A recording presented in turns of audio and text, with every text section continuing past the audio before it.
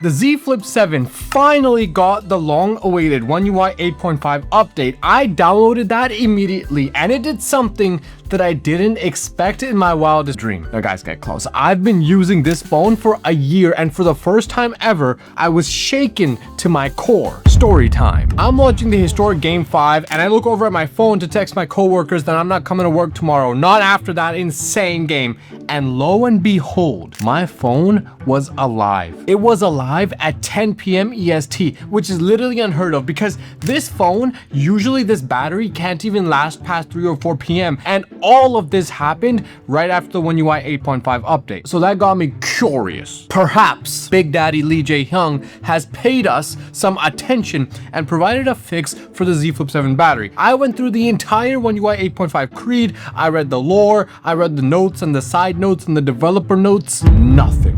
Fam, absolutely nothing was done for the Z Flip 7. Yes, now for some reason, I don't know how, but somehow battery has improved, and more specifically, I'm talking about the standby drain. In the past, standby drain has been abysmal. I'll be testing another phone. I'll come back to this like later in the evening, and it'll be dead. I haven't even used it all day. Like I'll use it in the morning and I'll just leave it on data. It's just getting notifications, but at nighttime, it's already dead, just on standby. But after the update, standby is what specifically has gotten so much better that this phone is now lasting me throughout the day, because I'm not like a power user either. I am on my phone a lot, but I'm not doing all kinds of productivity things yet. Standby drain has been improved. Now, is that it? After 1 year of issues, are my battery problems finally resolved? Is it time to say arigato Samsung Hyung? Nope.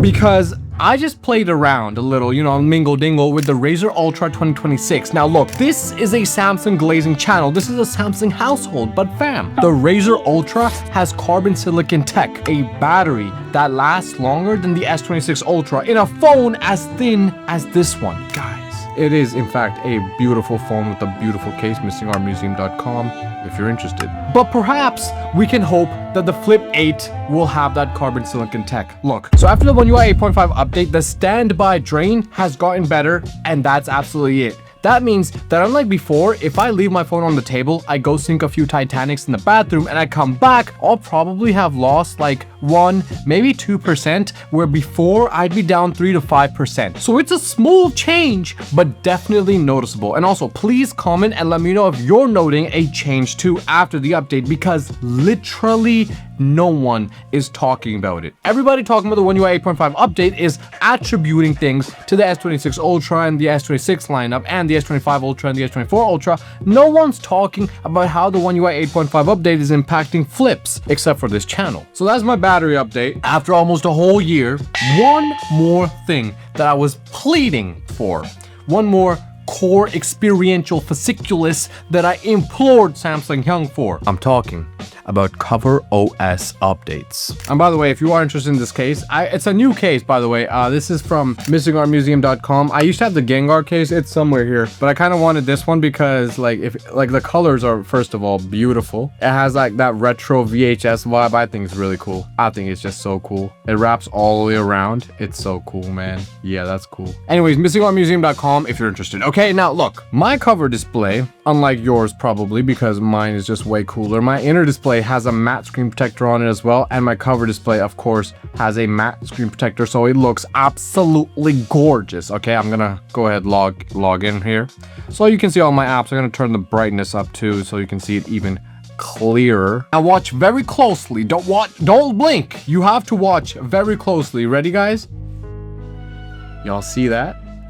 Y'all see that? You like that? You like that? You can't do that, can you? This is an app called Cover Spin from the Play Store that allows you to spin your cover display, and I use it a lot because I use the cover display for a lot of things like Google Maps, and these camera bumps do get in the way of the directions. So you can just literally turn your phone and problem solved. And also when you're playing games, the wider aspect ratio that this gets you is just a little bit nicer than the regular, more narrower one. Why am I bringing that up? Because simple basic features like a cover spin is something that the Rolas have natively, and the Flip 7 doesn't. In fact, like I told you, One UI 8.5 gave us a whopping 0 updates for the cover OS. We got nothing. You can't open multiple apps at once, you can't navigate between apps, you can't continue continue using an app on the cover display when you flip your phone closed. You can't add more widgets on the cover display. You can't customize or add new desktops. We got nothing. Absolutely nothing. Guys, that means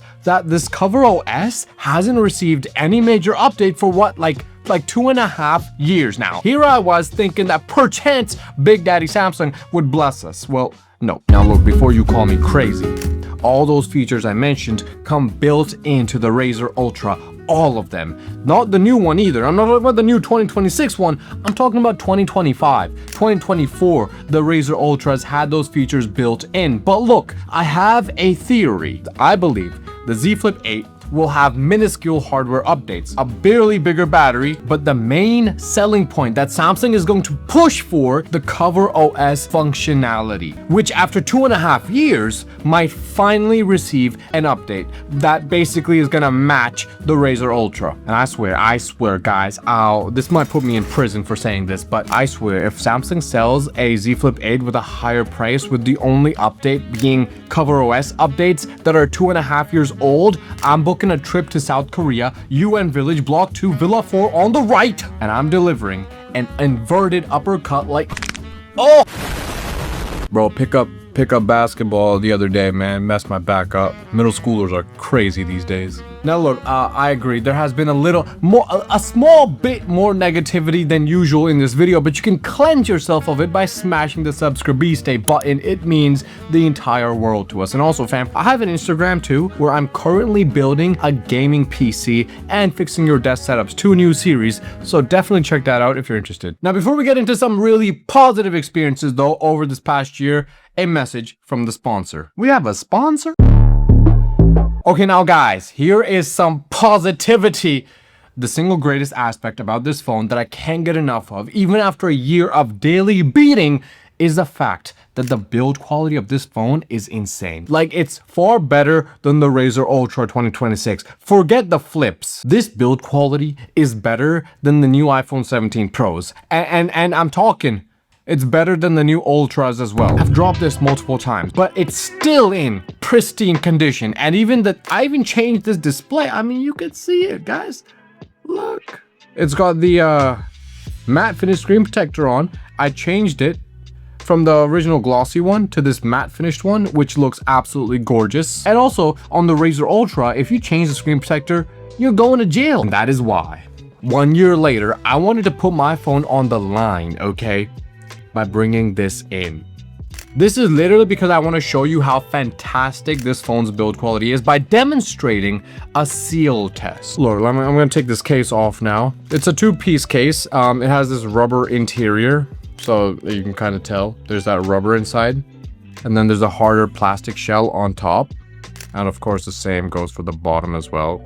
Hard rubber on the interior and it's plastic. Okay, so as you can see, pristine condition. This phone is water resistant and dust resistant. Now physically, you can tell that by like the sounds the phone makes when you flip it open or close. Other flip phones like the Rolas and older flips made crunching and crackling noises when you would flip them because dust and dirt got into the hinge from behind.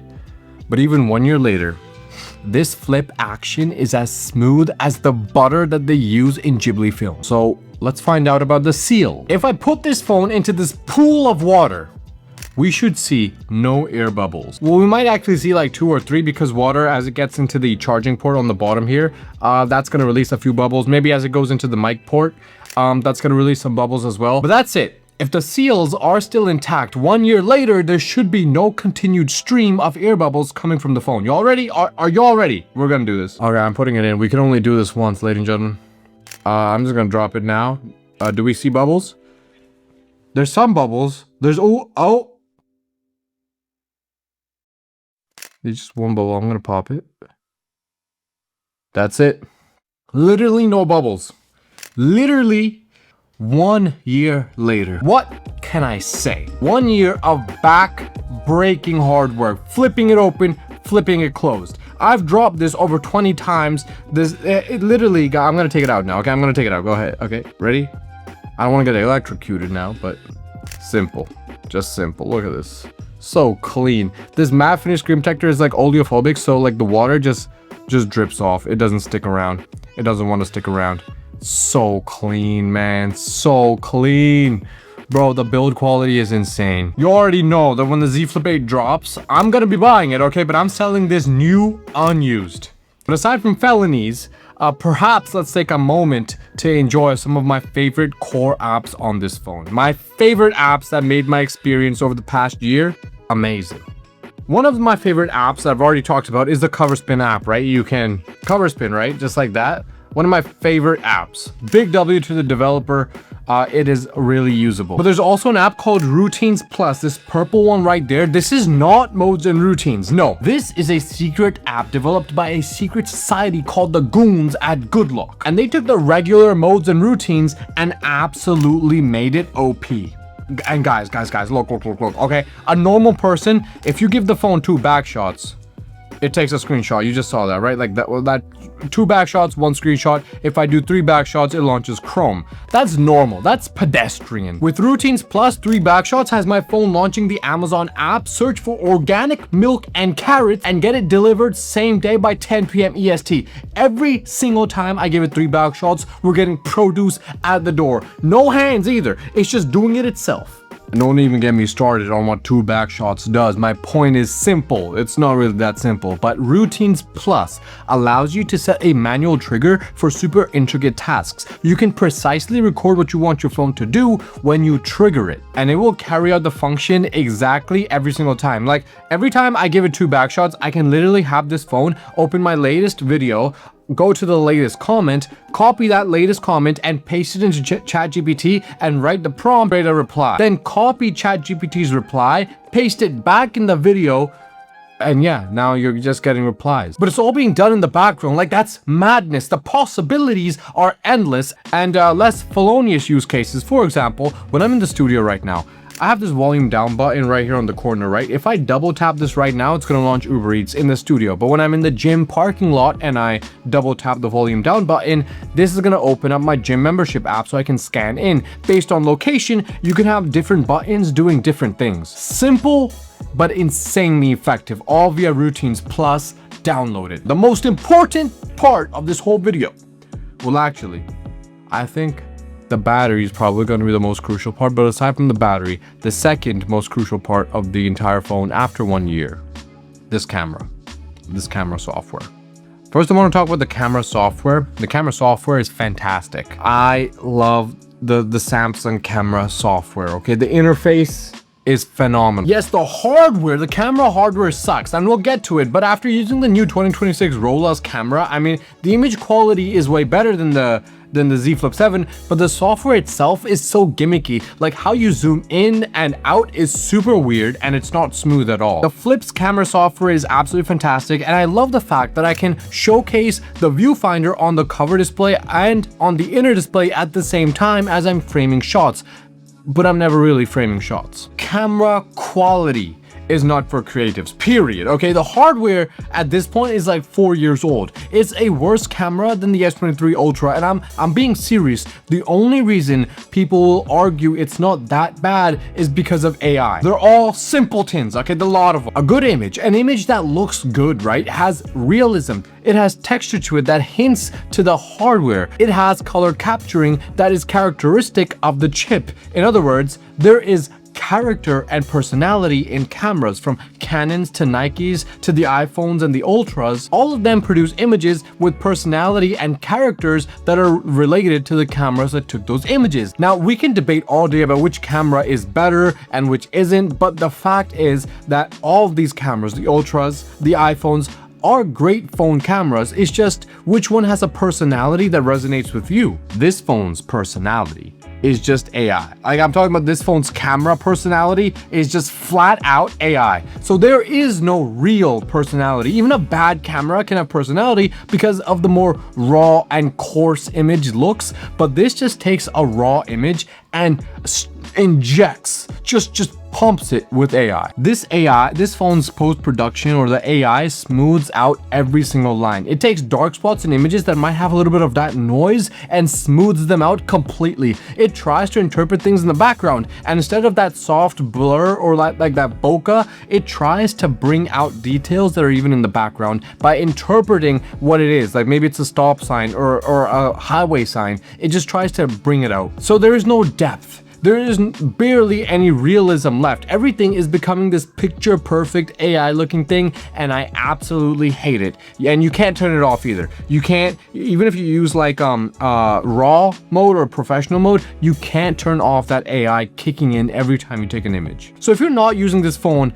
to grow an audience, like you're just taking pics of books you're currently reading for your weekly book club meetings, or you're taking pics of the latest Gundam you've built to share with others, you will be absolutely fine. Don't even worry about it. But if you want to grow an audience, right? You wanna, give some good love into people's corneas, there are far better options in this price range that I cover in my best phones video. I'll link that in the description in case you're interested. So coming up to the Z Flip 8 launch, here are some words of advice. Right now, there are a lot of people in the comments of my previous reviews asking me whether they should get the Flip 7 or wait. Just wait. Like fam, seriously, it's like maybe a little under 2 months away. It will seriously be worth it for if you wait, because even if right now you're not a power user and you're thinking to yourself the battery life in this is going to be fine and it's totally enough for your light usage, you might really feel left out when the Flip 8 drops and it has a much bigger battery, or perhaps even a Snapdragon. If the Flip 8 has a Snapdragon, I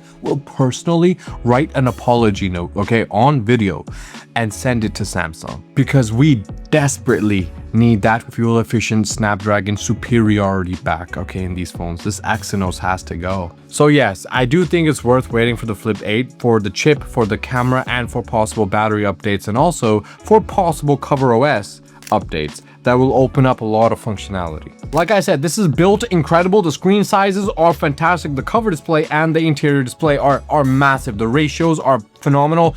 It just needs a Snapdragon, a battery that can match the Razr Ultra, and more flagship cameras. If the Flip 8 has those updates along with CoverOS updates, I would even be willing to put down an extra Benjamin for it. I'm being serious, guys.